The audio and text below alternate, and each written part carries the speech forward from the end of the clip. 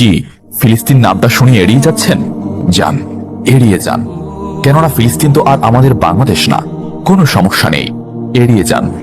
কিন্তু একটা কথা মনে রাখবেন, সেই কাল কিয়ামতের দিন যখন আল্লাহ আপনাকে প্রশ্ন করবে, তখন কি করবেন?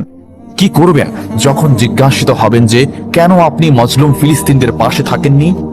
জানি উত্তর দিতে পারবেন না, কারণ আপনার নিজেরই জানা নেই এর উত্তর কি হবে। এখন হয়তো বলতে পারেন যে আমি কি করে ফিলিস্তিনে গিয়ে মজলুমদের পাশে থাকব, কি করে এত দূর গিয়ে সাহায্য করব? হ্যাঁ, এইরকম প্রশ্ন যদি আপনার মনে উদয় হয়ে থাকে, তাহলে অবশ্যই আপনার মনে অলসতা আর বজ্রে ভরা। এই আধুনিক যুগে অস্ত্রের চেয়ে পাওয়ার হচ্ছে মিডিয়া, তাই মিডিয়ায় বেশি বেশি করে তা প্রচার করুন। হ্যাশট্যাগের মাধ্যমে প্রতিবাদ করুন।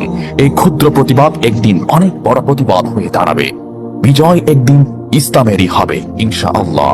এটা আমার কথা নয়, এটা এই মহাবিশ্বের প্রভুর কথা। একটা কথা মনে রাখবেন, ক্ষুদ্র ক্ষুদ্র বালিকণা, বিন্দু বিন্দু জল গড়ে তুলে পাহাড় পর্বত, সাগর অতল।